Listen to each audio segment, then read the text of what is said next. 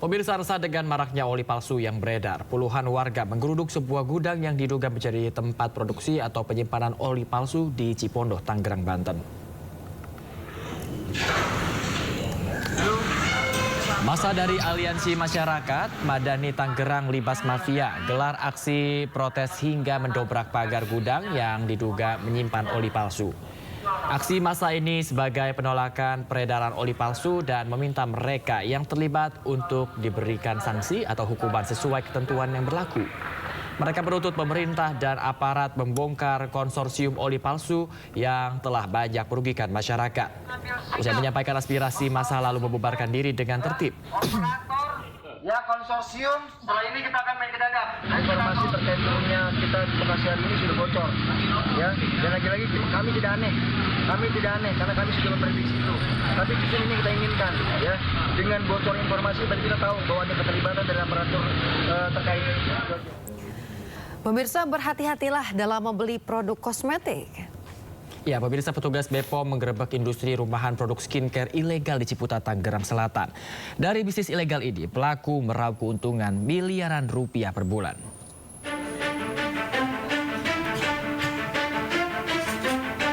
Petugas BPOM menggerebek industri rumahan di Kampung Gunung Ciputat Timur, Tangerang Selatan, Banten.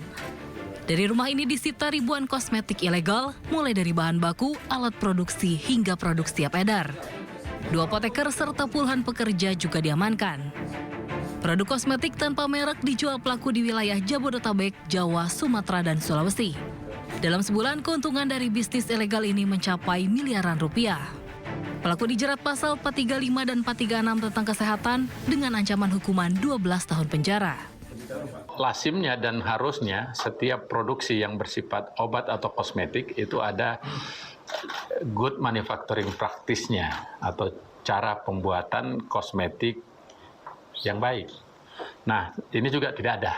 Jadi sarananya ilegal. Produk skincare tidak terdaftar BPOM rentan mengandung bahan berbahaya seperti merkuri, hidroquinon, formalin, dan timbal.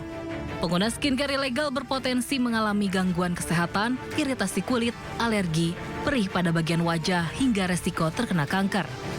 Tim Liputan iNews melaporkan. Ada Direktorat Tindak Pidana Ekonomi Khusus Barreskrim Polri yang terus mendalami kasus penyunatan takaran minyak kita yang tidak sesuai dengan label kemasan. Ya, hingga kini pemirsa, tersangka dalam kasus ini bertambah menjadi 11 orang. Pemirsa, hal tersebut diungkapkan oleh Wakil Direktur Tindak Pidana Ekonomi Khusus Barreskrim Polri, Kombes Pol Samsu Arifin di Jakarta Selatan pada Kamis siang. Samsu mengungkapkan pihaknya menerima 12 laporan polisi terkait kasus penyunatan takaran minyak kita. Dari jumlah tersebut, 7 laporan masih dalam tahap penyelidikan. Saat ini para tersangka diproses di beberapa wilayah, yaitu di Barreskrim Polri, Polda Jawa Barat, Banten, Gorontalo, dan juga Jawa Timur.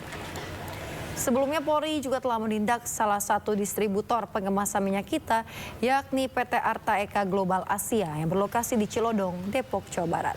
Berdasarkan hasil penyelidikan, bahan baku minyak curah dibeli seharga Rp18.100 per kilogram.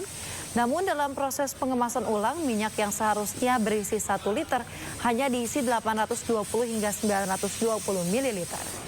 Pemilik PT Arta Eka Global Asia berinisial AWI telah ditetapkan sebagai tersangka.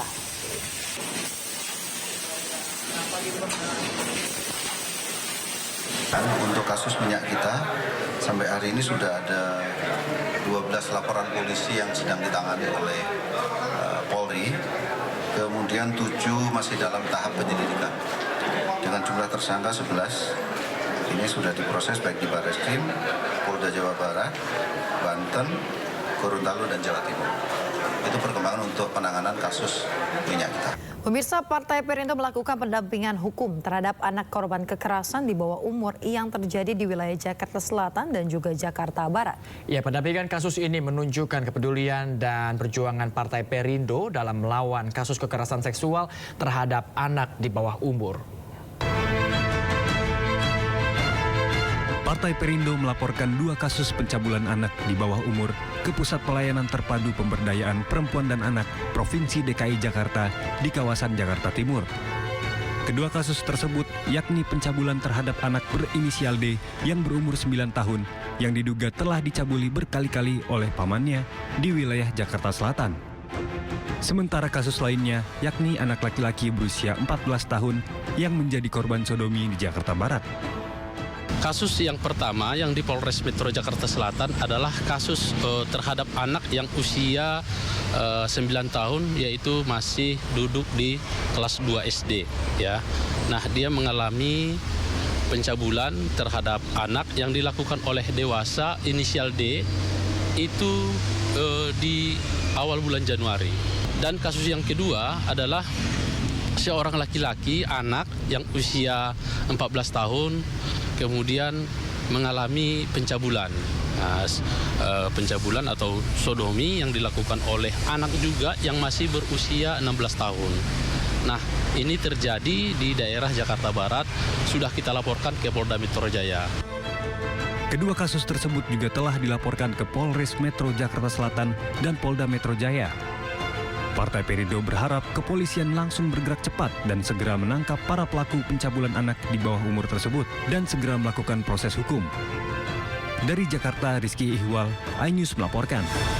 Tim investigasi gabungan menemukan senjata api yang diduga digunakan oknum TNI untuk menembak 3 polisi saat menggerebek judi sabung ayam di Waikanan, Lampung. 1 dari 3 senjata milik kaliber 5,56 mm dan ditemukan sekitar 5 hingga 6 km dari tempat kejadian perkara.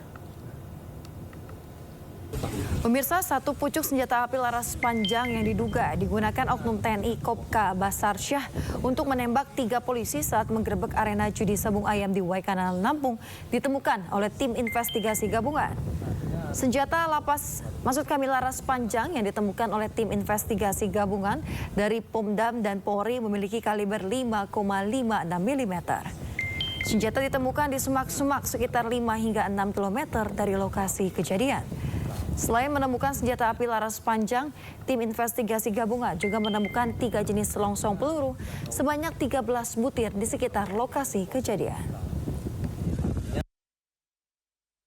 Dengan ukuran 5,56 mm, selanjutnya 9 mili dan juga 7,6 buah. Ini ada 3 jenis selongsong dari hasil olah TKP.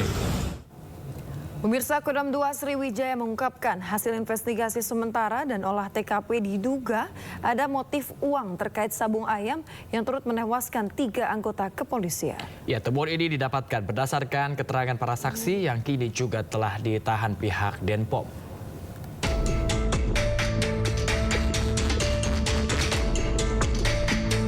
Kasus tewasnya 3 anggota polisi saat melakukan penggerbekan arena sabung ayam di Kampung Karangmanik, Kabupaten Waikanan, Lampung menemukan fakta baru.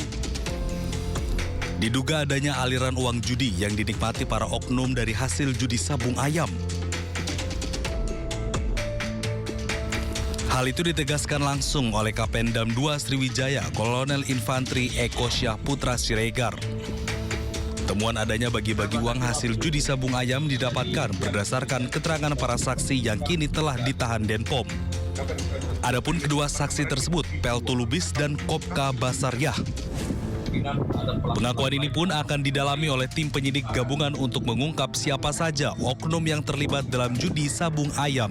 Keterangan saksi saya jelaskan lagi, ada uang dibagi. Siapa ya? Kok nggak polsek, Ramil. Yang jelas nggak mungkin juga ada yang tidak mendapat. Ada duit? Ada. Uang diterima? Ada. Cuman siapa aja? Nah, ini masih dicari lagi. Saya sudah sampaikan, tidak boleh ada pelaku yang lolos. Anggota kita sudah menyerahkan diri, sudah kita periksa. Dipastikan ini pasti kena hukuman. Investigasi tim gabungan telah menemukan 3 jenis berbeda selongsong peluru dan sepucuk senjata laras panjang tak jauh dari TKP. Dari Palembang, Sumatera Selatan, iNews melaporkan.